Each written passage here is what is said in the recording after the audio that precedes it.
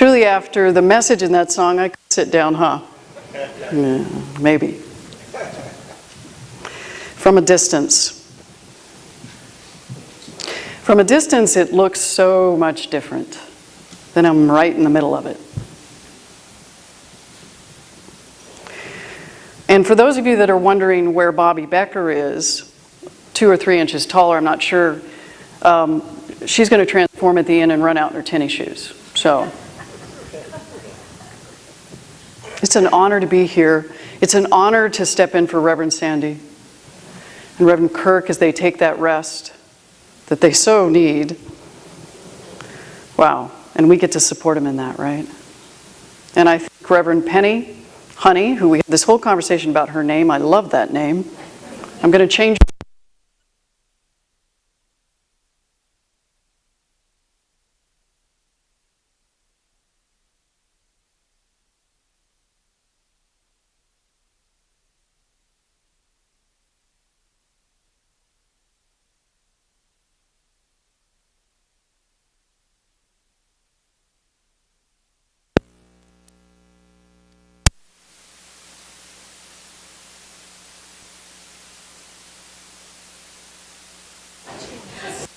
God is watching me. Sorry, what was that? Did you just sing "Let There Be Light" in that?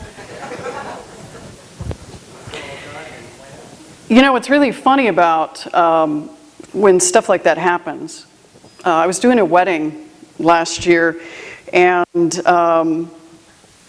at some point in the wedding, I was wearing a lapel mic, and I heard it snap, and I knew I had just lost my mic. And it was an outdoor wedding, so a mic is kind of important. And I'm thinking, okay, I've done this before, I can do this again. And then I said the words that came up next, the universe conspires, and it snapped right back on. So I know that to turn the power off in this room, you say Penny Honey, and to turn it back on, you just know it's going to be just fine, right? And that's my talk today. It's my choice. It's my choice. And as we're coming into the new year, just like Christmas, it's kind of compulsory, right? You have to walk through it, and we have to walk through it together. Thank God. Because walking alone is a little tougher, isn't it? Yet we do that sometimes, don't we? We think we're all alone. In those moments when it's dark, when the light seems so dim, we pause and there's the doubt. And the truth is, I walk as the divine. The truth is that when I step into a place of trust, I walk as the divine. And the Father within me does the work. And I don't have to do anything but trust. And that's what we're going to talk about today. Perspective is such a huge, it has a huge power. There were 2 salesmen that were sent into Africa, shoe salesmen, different regions. And when they got there, they were supposed to report back what they found. One shoe salesman in one region said, dismal prospects. Nobody wears shoes.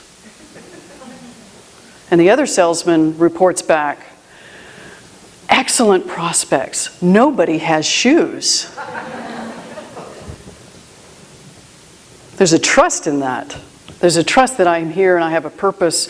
There's also, when we think about the idea that I don't walk this alone. When I trust that I am here as the divine, I am an incarnation of the one mind. Each one of us are here, and there's a power within us that is infinite because it comes from that. And it's hard sometimes from the human mind, the little brain that we have up here. I say little in a sense because only little in size, but the capacity is amazing. But when we think only from the human perspective, it's limited. because we're not necessarily thinking of the spiritual being that we truly are. We're thinking only of this vehicle that we happen to see. And it's amazing, the human body. Even that has such an amazing divine quality to it. Want some proof? Sure? I love when somebody answers. Thank you, Court. The human body is so amazing. The human fingers, they're very, very sensitive. There's thousands of nerve endings in our fingers. In fact, they're so sensitive that if you took your hand and you put it around the earth, if your hand was that big, some of you might wish for that, you could actually feel the difference between a house and a car. That's how sensitive. Amazing, isn't it? The human eye is so sensitive to light that if the earth were actually flat, as we used to think not so long ago, you could spot a candle flickering 30 miles away. That's quite a design, isn't it? I want to meet the engineer who did that. It's all of us. An adult is made of 7 octillion atoms. And I had to look that up, that octillion word. Octillion is 8 sets of 3 zeros. Perspective? There's a measly 300 billion stars in our galaxy. We mirror our universe. We are an exact mirror of all that is around us. Our life manifests exactly how we trust life to do so. Hafez, Sandy's favorite poet, says, I wish I could show you when you are lonely or in darkness, the astonishing light of your own being. We carry within us that light. We carry it within us, as us. We walk as it. And we walk as it together. I know that for me. I know that for you. And the more I know that, the more possibility I see in my life. The more I trust, the less work it is. The more I trust who I really am, who I walk on this planet. And as we're approaching the new year, I ask you this question. How would you like to do it this year? Would you like to do it from a limited place? Would you like to do it thinking you're doing it alone? Because that is very limited. Only the talents and gifts that I'm aware of. Or would you like to do it as the divine that is already you? Knowing that as we walk together, that as we trust that I am the divine, you are the divine, that we are the divine, we walk with God exponentially. And that the work we do is shared. It's shared. No one is doing it all.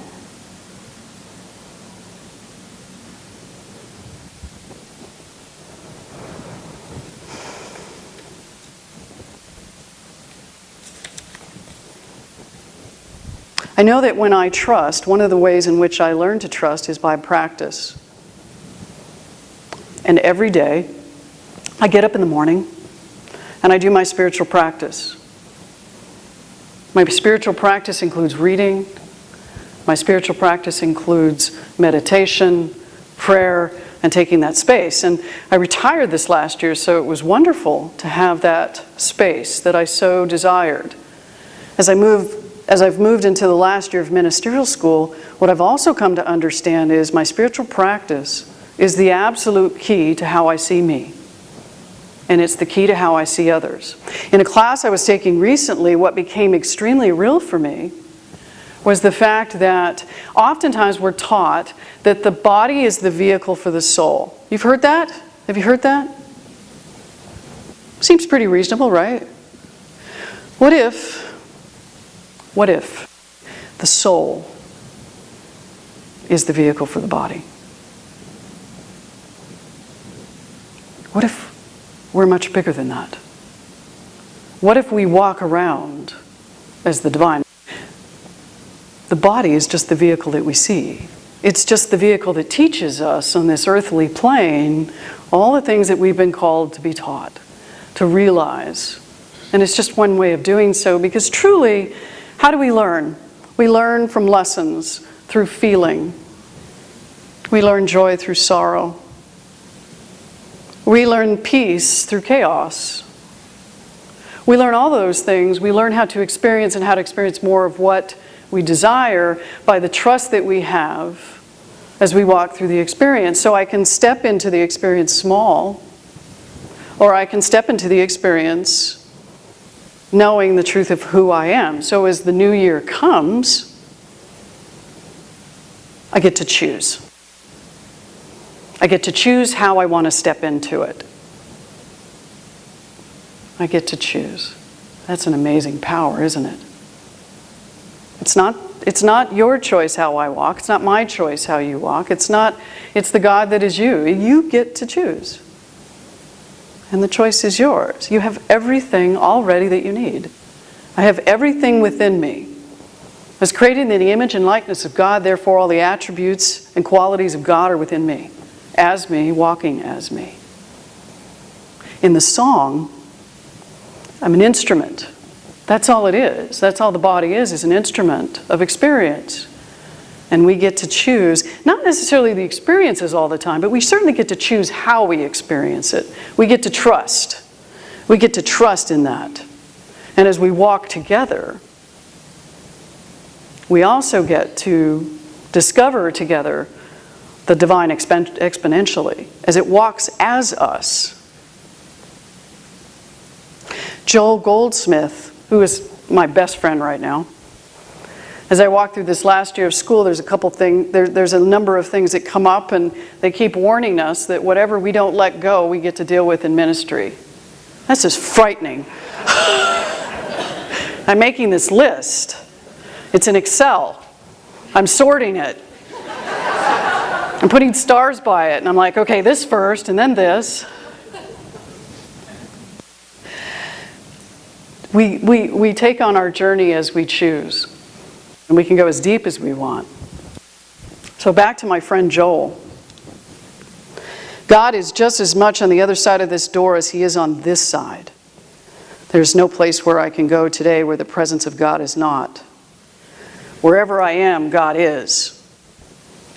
I do not need to come here to experience God, although it helps, right? That's what spiritual community does. Wherever I am, we stand on holy ground. We are the I am. Genius is ours. It is not limited to a few. It is that which we all share. Elizabeth Gilbert, the author of Eat, Pray, Love, familiar with that?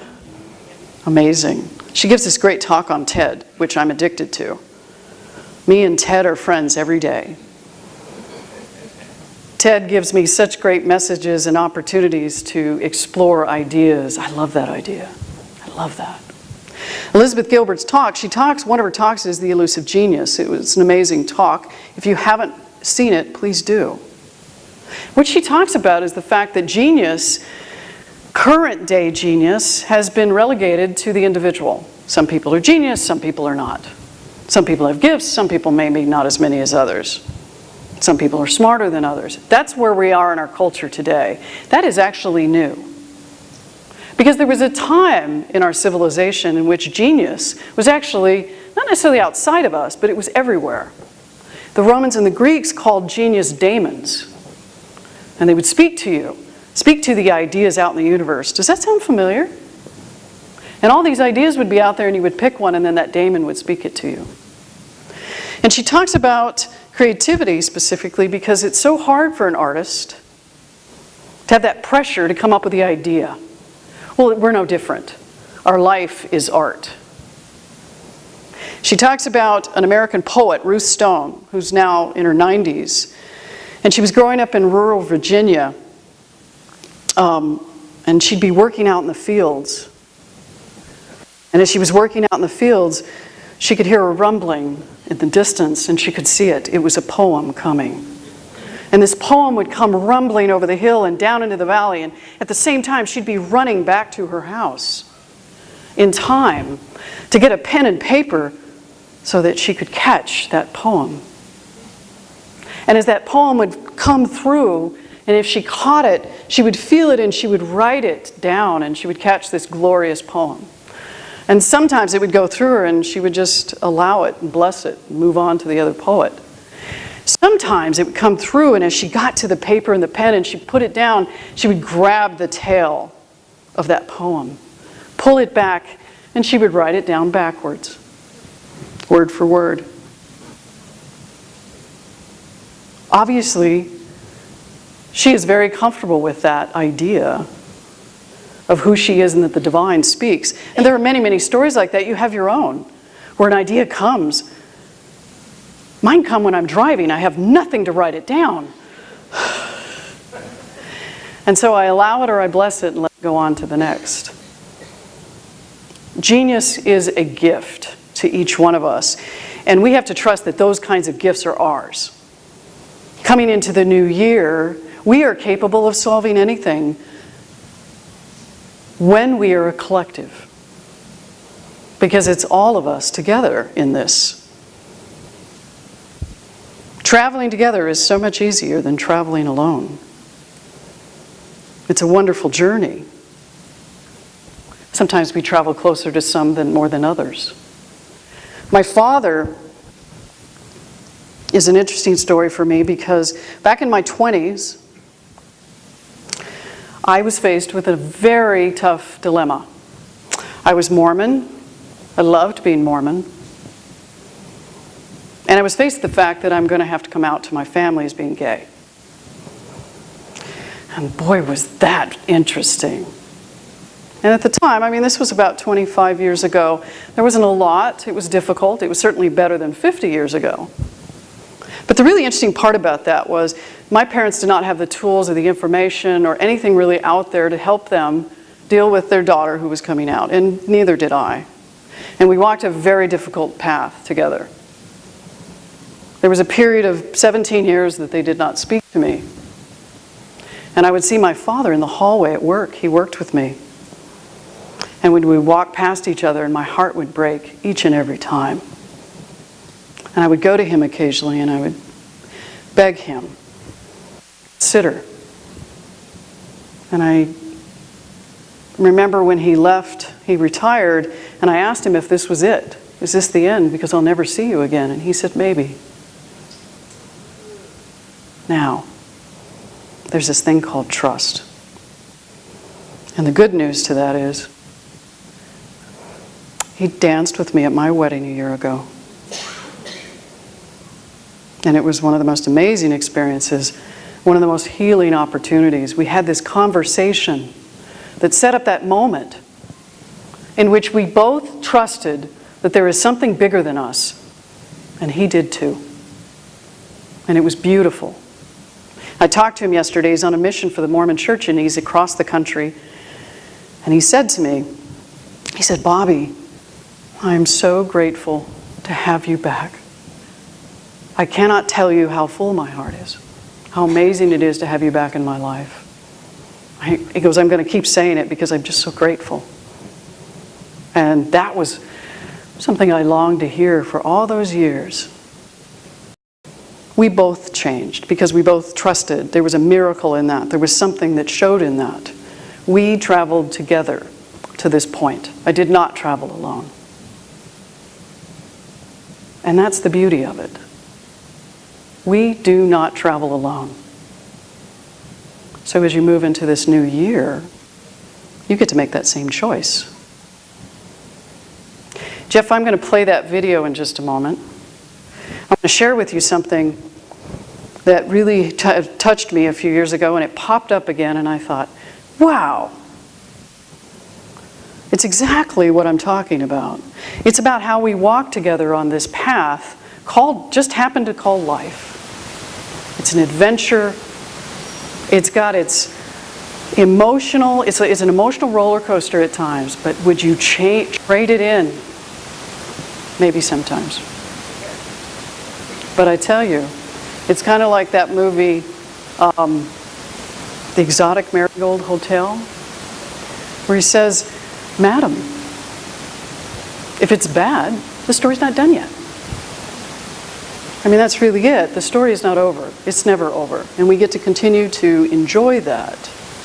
And we get to enjoy it together, but it is up to us to trust that there is something more meaningful than the day-to-day. That we walk on the shoulders of amazing people before us that have the same divine that they had within them is within us. We get to do that. We get to choose. You get to choose to come together. You get to choose to see things just a little bit differently. You get to choose. There is a power in that that's immeasurable. So I invite you in this new year to walk into it together. To think about not just the material part of life, what I would like, but how can I walk as the divine? How can I walk into this experience that results in a little deeper and a little richer? You know, as practitioner Pam Brandman said, at the end of next year, how can I look to what I want to be more next year? But the important part is not so much what happens at the end of the year. It's the journey along the way. You get to walk the journey. The journey along the way is the journey to the divine. It's the journey that is God. It's back home. And back home is just, I'm God. And I see the God in you. And how beautiful is that for the new year? So I thank you for sharing your morning with me. And I bless you for the new year, that you too, we too, can have just an absolutely amazing year. And so it is.